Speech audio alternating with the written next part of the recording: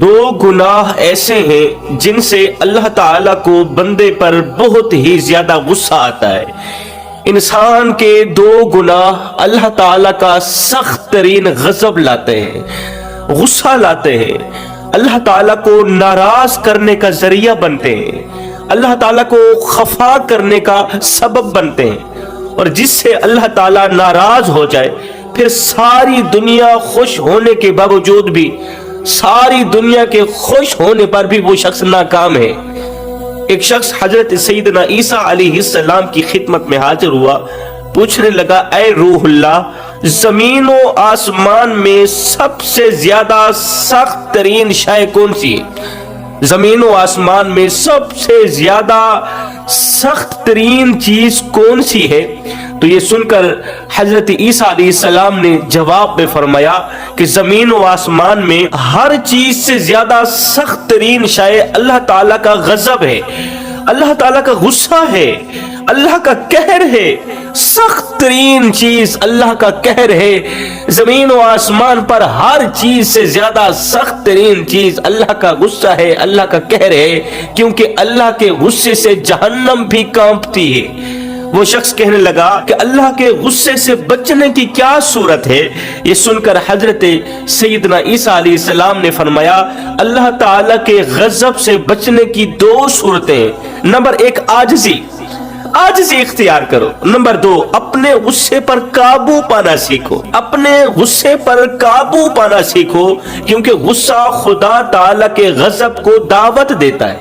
गुस्सा उस सुलगती हुई तीली की मानद है जो दूसरों को जलाने से पहले खुद ही जलकर राख हो जाती है। गुस्सा करने वाला शख्स जल्द अज जल्द जलकर राख हो जाता है, वो अंदर से खोखला हो जाता है, वो अंदर से मर जाता है। किसी ने हजरत सैयदना अली मुर्तजा शेर खुदा करमल्लाहु वजहुल करीम से पूछा, हजरत वो कौन से लोग हैं जो जल्दी मर जाते हैं?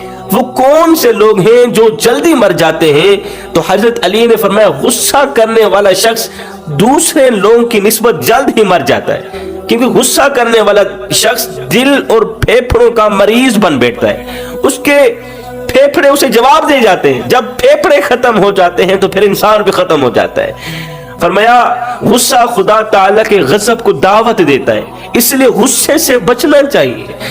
नंबर एक, आजिज़ी इख्तियार करो। हजरत ईसा अलैहिस्सलाम ने फरमाया, आजिज़ी इख्तियार करो।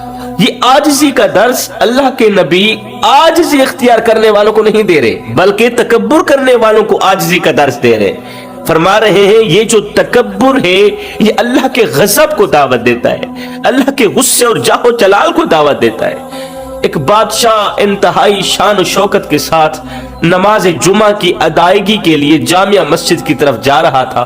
बादशाह के चारों तरफ मुहाफिज थे। कुछ लोग बादशाह के आगे आगे चलते हुए रास्ते से लोगों को हटाते हुए रास्ता साफ करते जा रहे थे और बुलंद आवाज से कह भी रहे थे कि लोगों होशियार हो जाओ, आलम पनाह की सवारी आ रही। बुलंद आवाज से कह रहे थे, होशियार होशियार, आलम पनाह की बादशाह की सवारी आ रही। अब बादशाह के इतराफ में जो सिपाही चल रहे थे वो चारों तरफ चाबक लहराते थे। गिरद नवाह जो सिपाही चल रहे थे ना, दरमियान में बादशाह था, गिरद नवाह जो सिपाही थे वो चारों तरफ चाबक लहराते थे। ये लहराता हुआ चाबक किसी की कमर पर लगता, किसी के सर पर लगता तो लोग डर के मारे इधर उधर भाग रहे थे। ये चाबक किसी के सर पर लगता, किसी की कमर पर लगता तो लोग डर के मारे इधर उधर भाग रहे थे। वहां पर एक अल्लाह वाला दरवेश ये सारा मंजर देख रहा था। अल्लाह वाला ये सारा मंजर देख रहा था कि लोग बेबसी के आलम में चाबक खाते जा रहे और इधर उधर भाग दौड़ कर रहे। जब बादशाह की सवारी अल्लाह वाले के नजदीक आई तो अल्लाह वाले ने बुलंद आवाज से पुकार कर कहा, बादशाह को मुखातब करते हुए कहा, ऐ बादशाह, तू जामिया मस्जिद में नेकी करने की नीयत से जा रहा है, तू जामिया मस्जिद में नमाज पढ़ने की नीयत से जा रहा है और हालत यह है कि तेरे सिपाहियों के चाबक खा खा कर लोग जख्मी होकर भाग दौड़ कर रहे हैं। मैं तो हैरान हूं कि तेरे नेकी करने की बदौलत लोगों की ये हालत हो रही है। تو جب تو ظلم کا ارادہ کرتا ہوگا تو اس وقت تیرے شر کی وجہ سے لوگوں پر کتنا اثر پڑتا ہوگا. ابھی تو نیکی کرنے کو جا رہا ہے, ابھی تو شکر ہے کہ تو نماز جمعہ پڑھنے کو جا رہا ہے. میں تو اس بات پر حیران ہوں کہ تیرے نیکی کرنے کی بدولت لوگوں کی یہ حالت ہو رہی ہے. لوگوں کو چابک مارے جا رہے ہیں, تکلیف دی جا رہی ہے, درد دیا جا رہا ہے. ابھی تو شکر ہے کہ نیکی کرنے کو جا رہا ہے, جمعہ پڑھنے کو جا رہا ہے. تیری نیکی کی حالت یہ ہے.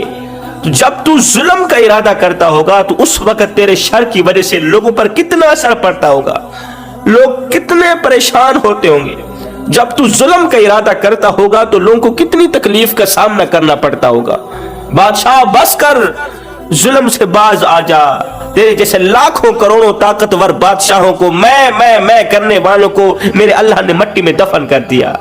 آج ان کا دنیا میں کوئی نام لینے والا نہیں. ان کا موٹا تازہ بدن خاک میں مل گیا, ان کا شہرت یافتہ نام مردوں میں تبدیل کر دیا گیا.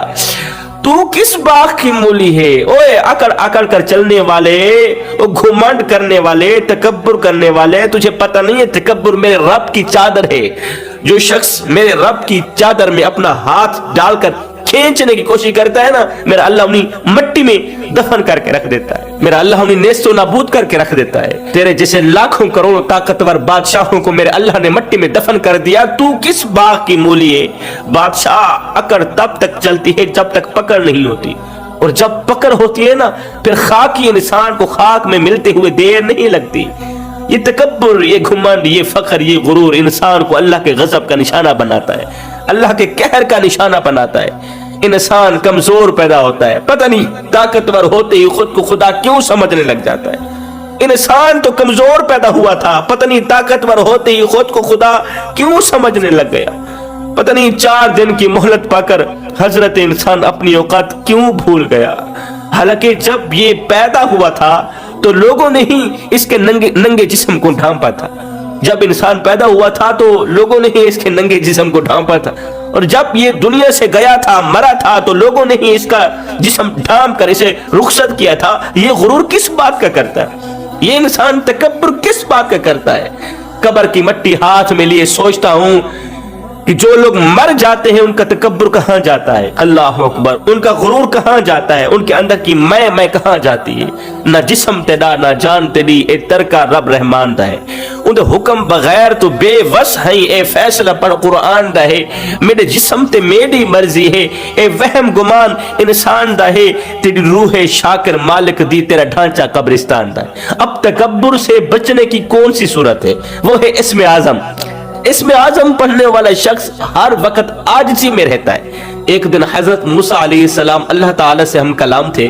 اللہ تعالیٰ نے فرمایا, اے موسیٰ میری بارگاہ میں اس منہ سے دعا مانگنی چاہیے جس سے کبھی کوئی غلط بات نہ نکلی ہو. جناب موسیٰ علیہ السلام نے عرض کی, اے پروردگار عالم کس کے پاس اس طرح کا منہ ہوگا؟ کیونکہ انسان سے کوئی نہ کوئی غلطی تو سرزد ہو ہی جاتی ہے. وہ کون سا انسان ہوگا جو یہ دعویٰ کر سکے کہ اس کے منہ سے کبھی کوئی گناہ سرزد نہیں ہوا, اس کی زبان سے کبھی جھوٹ نہیں نکلا؟ کیونکہ انسان کی زبان جو ہوتی ہے کہیں نہ کہیں پھسل ہی جاتی. انسان کی زبان جو ہوئی کہیں نہ کہیں یہ زبان پھسل ہی جاتی. انسان باقی والے وجود کے ذریعے نہیں تو زبان کے ذریعے کوئی نہ کوئی گناہ کر ہی بیٹھتا ہے. اللہ نے فرمایا, اے موسیٰ میرا جو ذکر ہے یعنی کہ تمہارے رب کا جو ذکر ہے وہ پاک ہے. اس پاک ذکر سے ہر قسم کی قلبی نجاستیں رفع ہو جاتی. اس پاک ذکر سے, اسم اعظم سے ہر قسم کی قلبی نجاستیں دور ہو جاتی ہیں, زائل ہو جاتی ہیں. اور جب تیرے رب کا ذکر زبان پر آتا ہے نا تو ہر طرح کی پلیدی ختم ہو جاتی ہے, اور وہ منہ پہلے والا نہیں رہتا بلکہ پاکیزہ ہو جاتا ہے. جب تیرے رب کا نام زبان پر آتا ہے, جب تیرے رب کا اسم اعظم زبان پر آتا ہے تو پھر وہ منہ پہلے والا منہ نہیں رہتا, پہلے والا پلید منہ نہیں رہتا, گندا نجاست سے بھرا منہ نہیں رہتا, بلکہ وہ پاکیزہ ہو جاتا ہے. فرماتے ہیں 2 گناہ انسان کو اللہ کے غضب کا نشانہ بناتے ہیں, اللہ کے غصے کے قریب کر دیتے ہیں. عاجزی اختیار نہ کرنے والا, تکبر کرنے والا.